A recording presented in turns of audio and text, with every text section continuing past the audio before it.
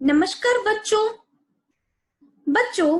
इससे पहले वीडियो में हम जल संरक्षण का पाठ पढ़ चुके हैं। अब हम इस वीडियो में संस्कृत का व्याकरण के बारे में जानकारी लेते हैं। तो चलो बच्चों, अब हम संस्कृत व्याकरण पढ़ते हैं।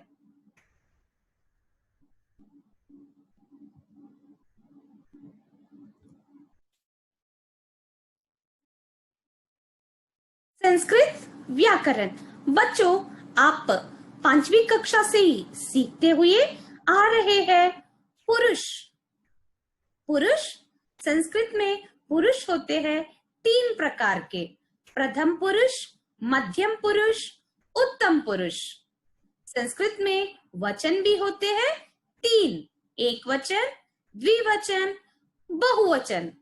संस्कृत में लिंग भी होते हैं 3 प्रकार के: स्त्रीलिंग, पुंलिंग, नपुंसकलिंग। ये सारे विषय आप 5वीं कक्षा से ही पढ़ते हुए आ रहे हैं। तो चलो बच्चों, अब हम एक बार याद करते हैं। बच्चों, अब हम सर्वनाम के संस्कृत सर्वनाम के शब्द देखते हैं।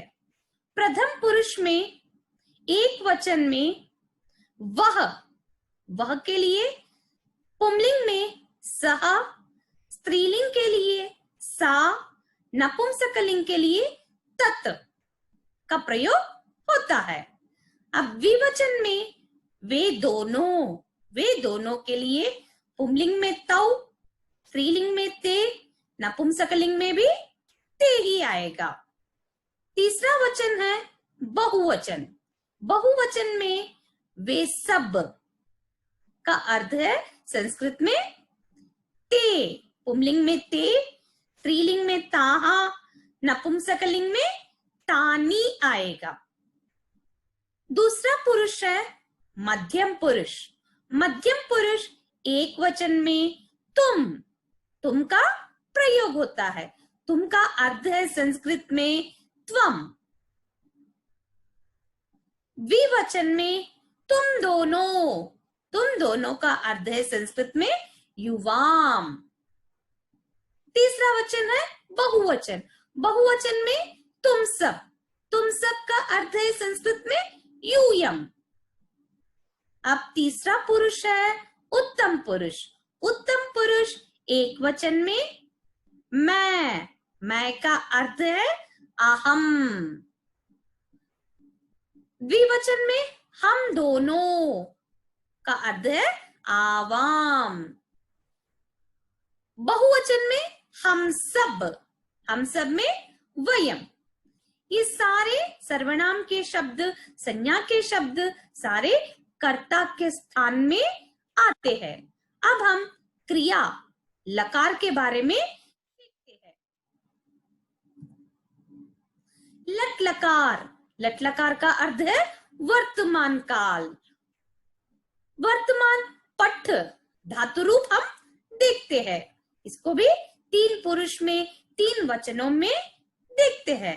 पठति, पठतः, पठन्ति, पठसि, पठतः, पठत, पठामि, पठावः, पठामः। अब आप संज्ञा के शब्द देख चुके हैं, क्रिया के शब्द भी देख चुके हैं। अब हम वाक्य किस प्रकार करना है देखते हैं। अब देखिए बच्चों, आप प्रथम पुरुष का शब्द, एक वचन का शब्द इस्तेमाल करते समय, संज्ञा के प्ले स्थान में लिखते समय आपका धातु भी, क्रिया भी एक वचन में ही होना चाहिए। जैसे सब, सारे, वैसा ही द्विवचन में कर्ता के स्थान में आए जब आपका धातु भी द्विवचन में ही होना चाहिए। बहुवचन का बहुवचन में ही, जिसका पुरुष का उसके पुरुष के साथ ही हम लोग कर्ता को क्रिया जोड़ना चाहिए। अब देखिए बच्चों, वाक्य कैसा बनता है। सह पठति, तौ पठतः, ते पठन्ति, त्वं पठसि, युवां पठतः, यूयं पठत्, अहं पठामि, आवाम पठावः वयम पठामः। समझ में आया बच्चों? अब हम दूसरा लकार लृट लकार देखते हैं। लृट लकार में इष्यति इष्यतः पट धातु रूप कोई आप इष्यति इष्यतः इष्यन्ति जोड़ना है। प्रथम पुरुष, मध्यम पुरुष, उत्तम पुरुष में पठिष्यति, पठिष्यतः, पठिष्यन्ति, पठिष्यसि, पठिष्यथः, पठिष्यत्, पठिष्यामि, पठिष्यावः, पठिष्यामः। इस पे भी हम वाक्य देखिए कैसा बनाते हैं। सह पठिष्यति, ते पठिष्यतः, ताः पठिष्यन्ति, त्वं पठिष्यसि, युवां पठिष्यतः, यूयं पठिष्यत्, अहं पठिष्यामि, आवां पठिष्यावः, वयं पठिष्यामः। समझ में आया बच्चों? अब वाक्य का निर्माण कैसा करना है? तो चलो बच्चों, आपके टेक्स्ट बुक में जो है अब हम देखते हैं। देखिए बच्चों, यहाँ पे पहला बिट है स्तंभ। आ के शब्दों को स्तंभ बा के शब्दों से मिलाकर वाक्य बनाइए। यहाँ पे आ में सारे कर्ता के शब्द यानी संज्ञा या सर्वनाम के शब्द दिए हुए हैं। बा में सारे क्रिया के शब्द दिए गए हैं। आप जो संज्ञा शब्द को, जो क्रिया शब्द सुटेबल होगा उसको आप वाक्य निर्माण करना है।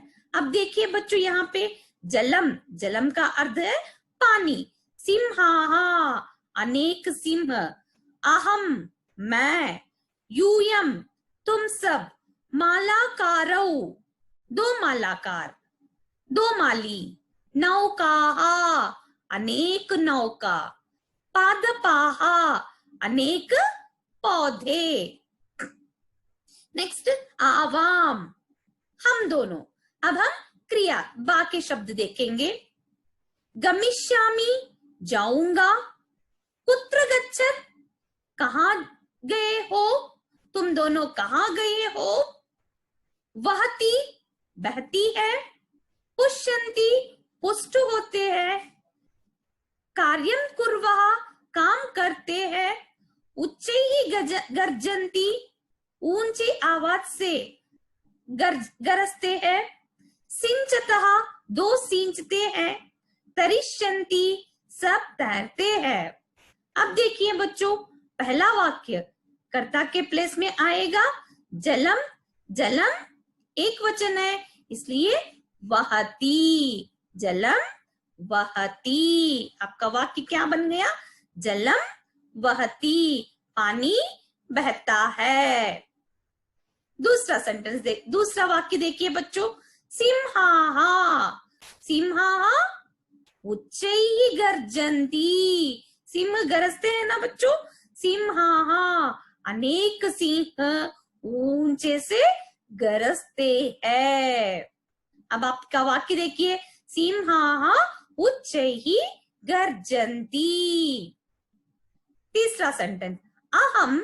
अहम आए जब आपको क्रिया में आना चाहिए आमी। आमी का शब्द यहाँ पे है गमिष्यामि। अहम गमिष्यामि, मैं जाऊंगा। चौथा सेंटेंस बनाने के लिए कोशिश कीजिए बच्चों आप।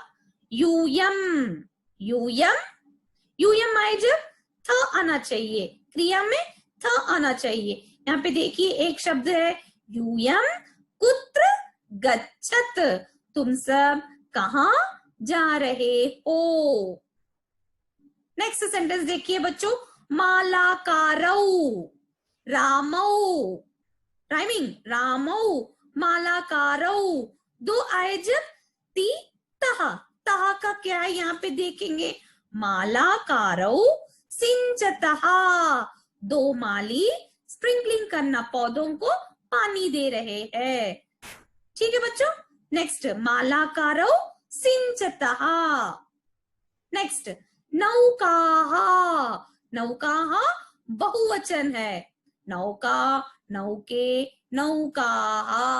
नौकाः बहुवचन है, इसमें बहुवचन है तरिष्यन्ति। नौका तैरते हैं, नौका तैरती है। नेक्स्ट, पादपाः। पादपः, पादपौ, पादपाः बहुवचन में आएगा। पादपाः पुष्यन्ति, पौधे स्ट्रांग होते हैं, पुष्यन्ति। नेक्स्ट, आवाम हम दोनों, कुर्वः कार्यम कुर्वः। ठीक है बच्चों, आवाम कार्यम कुर्वः। अब देखिए बच्चों फिर से एक बार, जलम वहति, सिंहाः उच्चैः गर्जन्ति, अहं गमिष्यामि, यूयं कुत्र गच्छत्, मालाकारौ सिञ्चतः, नौकाः तरिष्यन्ति, पादपाः पुष्यन्ति, आवाम कार्यम कुर्वः। अब सबको समझ में आ गया बच्चों वाक्यों को कैसा निर्माण करना है। तो चलो बच्चों अब हम आगे बढ़ते हैं। अब हम यहाँ पर अव्यय, अव्यय इंग्लिश में इसे कहते हैं इनडिक्लिनेबल, इनडिक्लिनेबल। ओके, देखिए बच्चों इसमें अव्यय में आप देखिए अ प्लस व्यय। आ एक उपसर्ग है, व्यय, व्यय मतलब खर्च। जिस शब्दों पर खर्च नहीं होता है उसे अव्यय कहते हैं। आपको अव्यय शब्दों को व्यय खर्च क्या सोच रहे ना। देखिए बच्चों, आप जिस पद में किसी प्रकार का कोई व्यय नहीं होता, अर्थात पद में ना तो कुछ जुड़ता, उसमें से कम होता है, उस पद को अव्यय कहते हैं। समझ में आया बच्चों? अब मैं यहाँ पे व्यय खर्च करके क्यों कहा है, इस पद में अव्यय के पदों में दूसरा पद आके जुड़ता भी नहीं है और उसमें से कोई किसी पद को भी नहीं निकालते हैं। उन शब्दों को मतलब ये किसी से भी नहीं लिंक रखते हैं। ओके राइट, उस पद को हम अव्यय कहते हैं। संस्कृत के वे शब्द जो सर्वदा एक जैसे ही रहते हैं उसमें परिवर्तन नहीं होता है। किसमें? उसके लिंग में, विभक्ति में, वचन में, लिंग के आधार पर कोई परिवर्तन नहीं होता है, उन्हें अव्यय कहते हैं। जो विभक्ति में, वचन में, लिंगों में अव्यय शब्द नहीं होते हैं, उसमें परिवर्तन नहीं होता है, उन शब्दों को अव्यय शब्द कहते हैं। अब देखिए बच्चों यहाँ पे कुछ अव्यय शब्द और उसका अर्थ। श्वः, श्वः का अर्थ है कल। किमर्थम, क्यों। तर्हि, तो, अत्र, यहाँ, तत्र, वहां, कुत्र, कहाँ। देखिए ना बच्चों, अब ये अव्यय के शब्द हर एक पाठ में भी होते हैं। अब ध्यान से उसका अर्थ भी जानते रहिए बच्चों। अब देखिए इस पाठ में आए अव्यय के शब्द वाक्य में है। देखिए बच्चों यहाँ पे, मंजूषा के अव्ययों से रिक्त स्थान भरिए। इस मंजूषा में ब्रैकेट में दिए गए शब्दों से इन वाक्यों को आप पूर्ण करना है, भरना है। अब देखिए बच्चों, पहले यहाँ पे श्वः, श्वः का अर्थ है कल। किमर्थम, किमर्थम मतलब क्यों, मोस्टली क्वेश्चन में आएगा। तर्हि, तर्हि का अर्थ है तो। अत्र, यहाँ, तत्र, वहां, कुत्र, कहां। अब देखिए बच्चों, डैश वयम भ्रमामः। अब आपका वयम मतलब हम सब, भ्रमामः मतलब घूमते हैं। आपका उत्तर क्या आना चाहिए? तत्र वयम भ्रमामः। वहां वहां हम घूम रहे हैं। नेक्स्ट दूसरा वाक्य देखिए बच्चों, अहम डैश न आगमिष्यामि। मैं डैश नहीं आऊंगा। मैं कल, श्वः, मैं कल नहीं आऊंगा। नेक्स्ट तीसरा वाक्य देखिए बच्चों, डैश एकम घम अस्ति। इसमें सूटेबल क्या होगा? इसमें अत्र, अत्र एकम गृहम अस्ति। यहाँ एक घर है। नेक्स्ट सेंटेंस देखिए बच्चों, त्वम डैश धावसी। क्वेश्चन मार्क आया है। तुम किमर्थम धावसी, तुम क्यों दौड़ रहे हो? नेक्स्ट, सह डैश वसति। वह डैश रहता है। अब बोलिए, कुत्र, वह कहां रहता है? लास्ट वाक्य देखिए बच्चों, यदि मेघः गर्जति, अगर मेघ गरजता है, डैश मयूरः नृत्यति। मयूर नाचता है। अगर मेघ गरजता है तरही, तो मयूर नाचता है। समझ में आया बच्चों? अव्यय का प्रयोग रिक्त स्थान में कैसा भरना है? देखिए बच्चों, तीसरा बिट है, निम्नलिखित वाक्यों को शुद्ध कीजिए। निम्नलिखित, यहाँ पे नीचे दिए गए वाक्यों को शुद्ध करना है। अब यहाँ पे देखिए बच्चों, पहला वाक्य आप ऑलरेडी इस वीडियो में पहले स्लाइड में ही आप देख चुके हैं। कर्ता आए जब, आप क्रिया को देखिए। पहला सेंटेंस देखिए, अहम त्वया सह चलिष्यावः। अहम कर्ता आए जब, यहाँ पे क्या आना चाहिए आपको? चलिष्यामि। आपका पूरा सेंटेंस किस, देखिए, अहम त्वया सह चलिष्यामि। समझ में आया बच्चों? अब देखिए दूसरा सेंटेंस है, यहाँ पे कर्ता के नीचे रेखा खींचा गया है, तब आप क्रिया को देखिए। ते गुरुम नमामः। यहाँ पे ते में गलत है, यहाँ पे नमामः आया है। आमः आए जब, यहाँ पे कर्ता के स्थान में क्या आएगा? वयम, वयम गुरुम नमामः। समझ में आया बच्चों? नेक्स्ट तीसरा सेंटेंस देखिए बच्चों,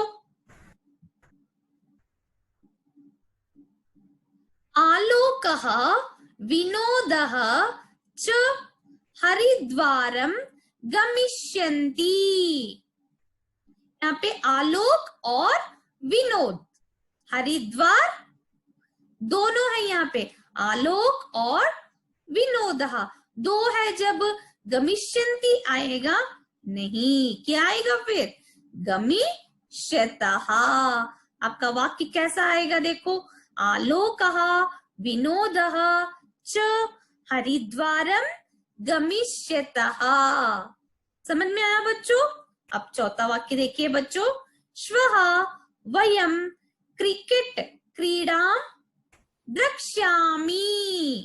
श्वः कल, वयम हम सब, क्रिकेट क्रीडां क्रिकेट द्रक्ष्यामि। वयम आए जब क्या आएगा? द्रक्ष्यामः देखेंगे, हम सब कल क्रिकेट देखेंगे आना चाहिए। अब यहाँ पे वयम आए जब द्रक्ष्यामः। अब आपका सेंटेंस कैसा रहेगा? श्वः वयम क्रिकेट क्रीडाम द्रक्ष्यामः। अब 5वां सेंटेंस देखिए बच्चों, मार्गे बस यानम तीव्रम धाविष्यन्ति। यहाँ पे मार्गे मार्ग में, बस यानम यहाँ पे कर्ता का शब्द है। ठीक है बच्चों, एक वचन, वो भी एक वचन में है, इसलिए क्रिया भी किस वचन में होना चाहिए? एक वचन में ही होना चाहिए। अब देखिए, बस यानम तीव्रम धाविष्यन्ति, धाविष्यन्ति के स्थान में क्या आना चाहिए? धाविष्यति। अब आपका सेंटेंस, मार्ग में बस यानम तीव्रम धाविष्यति होगा। नेक्स्ट छठी सेंटेंस देखिए बच्चों, द्विचक्रिका सरणीषु धावतः। द्विचक्रिका का अर्थ है साइकिल, सरणीषु सड़कों पर, धावतः दो चलते हैं। यहाँ पे द्विचक्रिका एक ही है, इसलिए द्विचक्रिका आए जब धावतः नहीं आएगा, क्या आएगा फिर एक वचन में? धावती। अब आपका वाक्य होगा, द्विचक्रिका सरणीषु धावती।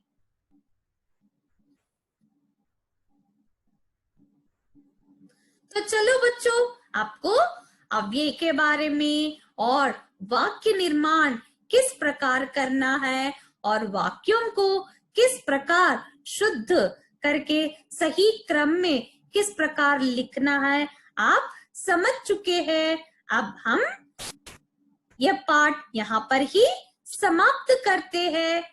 धन्यवाद बच्चों।